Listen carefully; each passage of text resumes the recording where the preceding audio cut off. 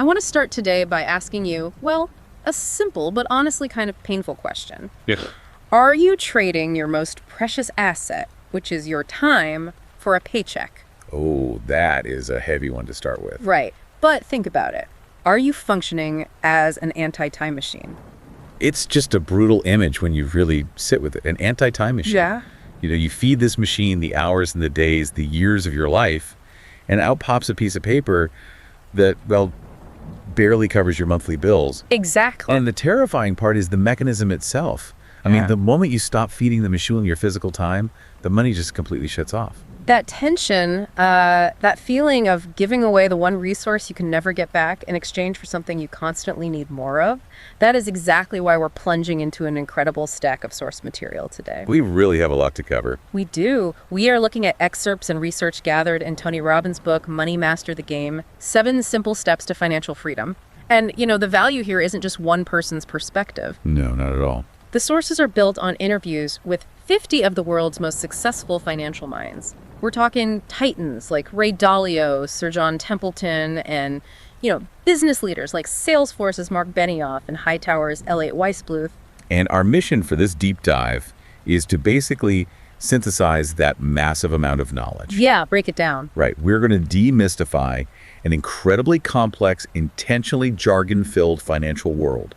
We'll explore the specific psychological traps that are hardwired into our human biology that prevent you from saving. Which is huge. It is. And most importantly, we're going to break down the actionable blueprint used by the top 0.001% to build a true money machine. An engine that generates income for life. Exactly. Entirely independent of your daily labor. Okay, let's unpack this, because before we can start winning, we have to understand the battlefield we are walking onto. Yeah, the terrain is rough. The sources make this compelling case that both the external financial system and our own internal human psychology are just aggressively stacked against us. So, let's tackle the external game first. I think the best lens for the external game comes from Ray Dalio. Okay. As the founder of Bridgewater Associates, which is the largest hedge fund on the planet, he oversees hundreds of billions of dollars. And his warning to the average everyday investor is just completely blunt. He says, do not try to beat the market. Don't even try. Right.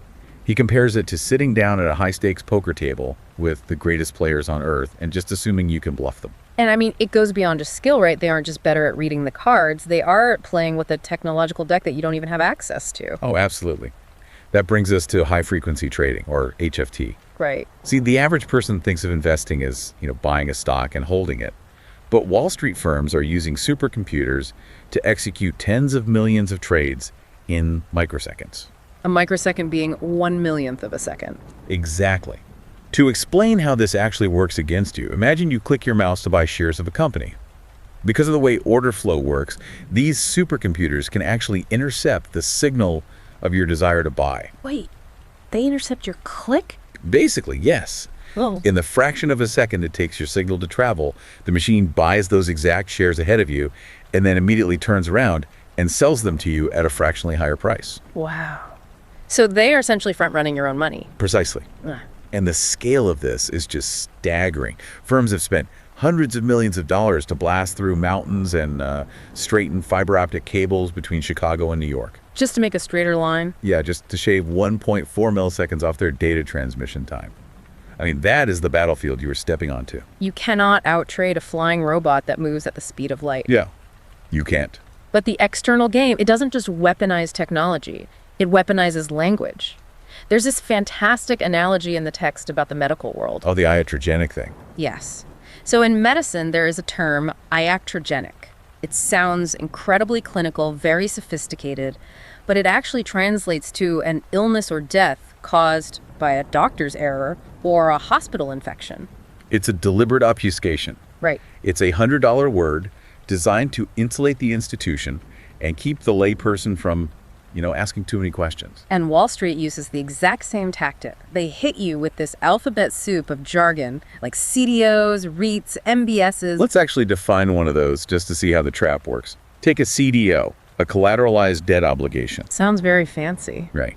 But instead of just giving you a simple loan, financial engineers take thousands of different mortgages, auto loans, credit card debts, and they put them into a blender and pour out this financial smoothie. Right, and they give it a fancy acronym so you don't realize you're drinking a toxic mix of subprime debt. Exactly.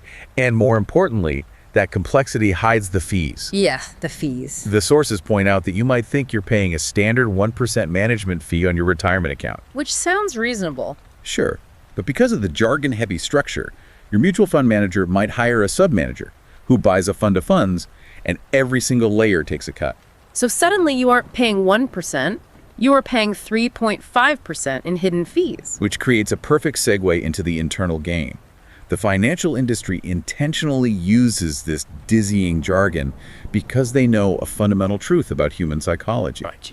When confronted with overwhelming complexity, our brains just freeze. Enter behavioral economist Dan O'Reilly. Right.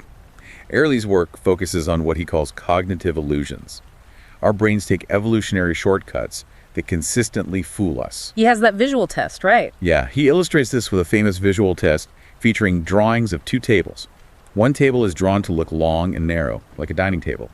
The other is drawn to look short and fat, like a nightstand. Okay. When you look at the page, your visual cortex screams that the narrow table is longer. But if you take a ruler and measure them, the surface areas are identical. It's wild. Your brain aggressively deceives you, even when you are staring right at the proof. Because your brain is trying to automatically calculate 3D perspective on a flat 2D page. It's a survival mechanism. Right. But Airley points out that if our brains make these predictable hardwired errors with our vision, imagine the massive errors we make with abstract modern concepts like compound interest or retirement planning. Which completely explains the DMV organ donation study mentioned in the text. Oh, that is a perfect example of cognitive inertia. So in Denmark, the organ donation rate is a terrible 4%. Wow, just 4. Just 4. But just across the border in Sweden, it is 89%. Culturally, they are incredibly similar. The entire difference comes down to the wording on the DMV form. Just the 4. Just the form. In Denmark, the form says, check this box if you want to participate in the organ donation program. You have to opt in. In Sweden, it says, check this box if you do not want to participate. So you have to opt out. Yes. Because deciding what happens to your body after you die is an overwhelming, complex thought. So human beings do what they always do when overwhelmed. Absolutely nothing. Right? They accept the default setting. And that same paralyzing inertia is why millions of people never open a retirement account or why they leave their money in a savings account losing value to inflation. The jargon overwhelms them, so they accept the default setting, which is zero action. Exactly. I do want to push back on this narrative a little bit, though. It is very easy to listen to these behavioral studies and conclude, well, people are just naturally lazy and bad with money. Sure, that's a common takeaway. But the text uses an analogy that completely reframes this for me. Have you ever tried playing a complex video game against a 12-year-old? Oh, yeah. It usually ends with my character exploding in about 3 seconds. Every single time. But that 12-year-old isn't winning because they have a higher IQ or inherently better reflexes. They win because they have played the level 100 times. They know the map. They have anticipation. They know exactly where the traps are and where the enemies are going to spawn. To me, that is the core argument here. We aren't inherently lazy. We are just walking into a hostile jungle completely blind. That's a great way to put it. To survive, we don't need to try and react faster than Wall Street's supercomputers. We need to anticipate the traps and set up systems that bypass our own cognitive illusions. That is the critical pivot. I mean, if the external game is rigged by machines and the internal game is sabotaged by our own biology, you cannot simply earn your way to wealth by working longer hours. You need an unfair advantage. You need the mechanism of compounding. The multiplying power of growth upon growth. Exactly. Burton Malkiel's story of the twin brothers, William and James, is the clearest way to see this mechanism in action. So let's look at William first. Okay. He starts investing at age 20. He puts away $4,000 a year, which isn't a massive amount. He does this until he is 40, investing a total of $80,000. And then he completely stops. He just stops. Never adds another cent to the account. He just lets it sit and grow at a hypothetical 10% tax-free return. And then you have James. Right, James is the late starter. He waits until he is 40 to invest his first dollar. Now, he puts in the exact same $4,000 a year, getting the exact same 10% return. But to make up for lost time, he keeps investing every single year until he is 65. So he's working much harder at it. Exactly. James puts in a total of $100,000 out of his own pocket. So James invested $20,000 more than his brother, and he actively contributed for 5 years longer. Yet the math at the end of the line is staggering. It is. William, who started early and then stopped completely, retires with roughly $2.5 million. James, who started late and worked harder to catch up, ends up with less than $400,000. It's crazy. William has over $2 million more, purely because he gave the mechanism of compounding more time to multiply itself. It's the exact same principle as the Benjamin Franklin example. You know, Franklin left $1,000 to the cities of Boston and Philadelphia when he died in 1790. Right. But there was a catch. They couldn't fully touch the money for 200 years. Over 2 centuries, without adding any new money, that initial $1,000 compounded into $6.5 million for each city. Time is the ultimate amplifier. What's fascinating here is we have to introduce the silent killer of that amplification. The taxes. Right. Every compounding example we just discussed assumes tax-free growth. But that is not reality.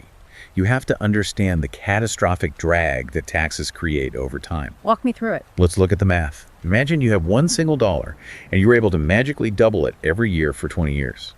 If that growth is tax-free, that single dollar turns into just over $1 million. $1 million from a dollar. But let's change one variable. Let's assume you pay a standard 33% tax on your gains every single year before the money is allowed to compound again. You are still doubling the money, but the tax man takes a third of the growth annually. What do you end up with after 20 years? You know, you would intuitively think, maybe I lose a third of the final amount. Maybe I end up with $700,000. You end up with $28,000. Wait, really? $28,000? That is $1 million difference. It is.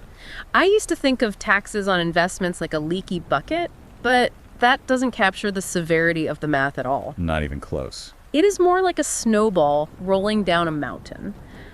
Compounding works because the snowball gets bigger, creating more surface area to pick up even more snow. Paying taxes on your growth every year is like a guy standing on the mountain with a machete, constantly shaving off the outer layer of your snowball. That's a great visual. You aren't just losing the snow he cuts off, you are permanently destroying the surface area you need to gather momentum. Which is why the ultra-wealthy structure their investments in tax-advantaged accounts or use strategies that delay taxation as long as legally possible. But that raises a paradox I'm really struggling with. If the math of compounding is this powerful and time is the main ingredient, why do we constantly read headlines about ultra-high earning celebrities and athletes going completely bankrupt? It's a fair question. I mean, these are people who start with massive snowballs. It comes down to a fundamental misunderstanding between earning and owning. We're conditioned to believe that a massive income equals wealth. But earning is just an illusion of security if you don't convert that income into assets. Right. The text outlines a literal graveyard of cautionary tales. Mike Tyson earned nearly $500 million in the boxing ring. Bankrupt. Kim Basinger was commanding $10 million a picture. Bankrupt. Oh, the rapper 50 Cent had a quote in the sources describing Floyd Mayweather's financial strategy. He said Mayweather's plan is just fight, get the money, spend the money, fight. That is the ultimate anti-time machine. Yeah. You are only as wealthy as the literal sweat you can produce today.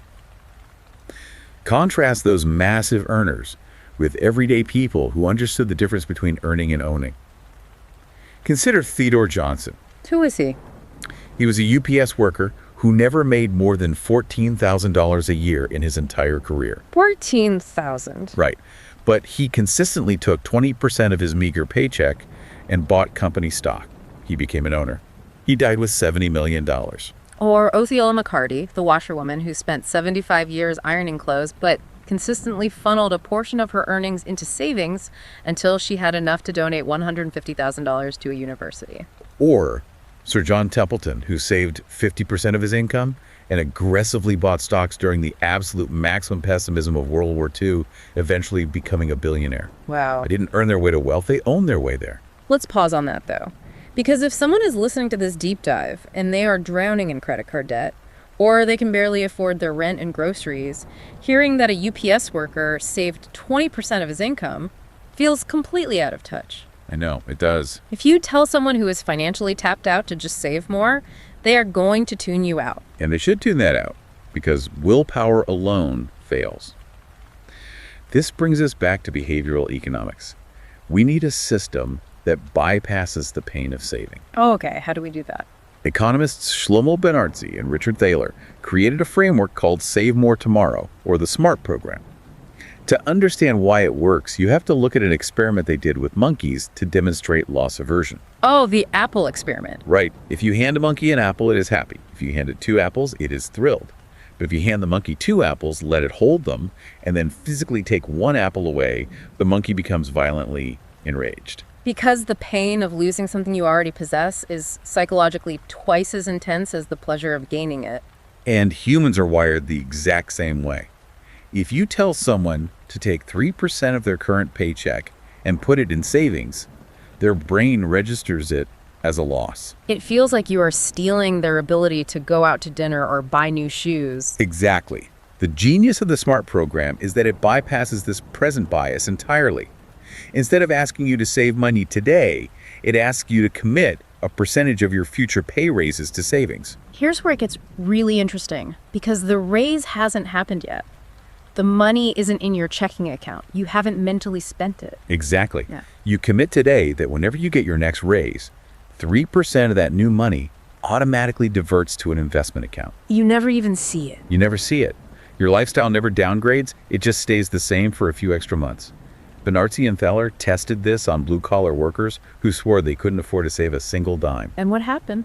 Over a few years, as these workers naturally received raises, their automated savings rate jumped from 3% to almost 14%. That is amazing. They successfully weaponized cognitive inertia. Yes, they did. Instead of inertia keeping them frozen in bad habits, the automation made inertia work for them. Once the system was set, they were too lazy to turn it off. Precisely. This is the crucial takeaway for the listener. You have to make saving a tax you pay to your future self, and you have to automate it before the money ever hits your bank account. But setting up the mechanics, Yeah. the automated savings, the tax advantage to compounding, that is only half the battle. Yeah. We have to confront the psychological core of this entire deep dive. Right. What is the true why behind building this money machine? Because the sources are very clear on this. Without the right internal mindset, accumulating billions of dollars will not bring you peace. We really have to look at what money actually represents. The text highlights a deeply unsettling contrast between 2 billionaires to illustrate this. First, we have Adolf Merkel. In 2008, he was the wealthiest man in Germany, boasting a net worth of $12 billion.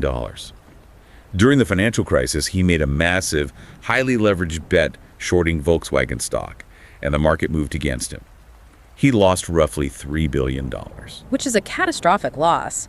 But mathematically, he still had $9 billion left. He was still profoundly, unimaginably wealthy. But mathematically wasn't how he processed it. By losing that $3 billion, he lost his title as the richest man in the country. Ah. To Merkel, the loss of that identity was completely unbearable. He wrote a suicide note to his family, walked out to the tracks, and stepped in front of a speeding train. That is horrific. It is. Now hold that image and contrast it with Chuck Feeney.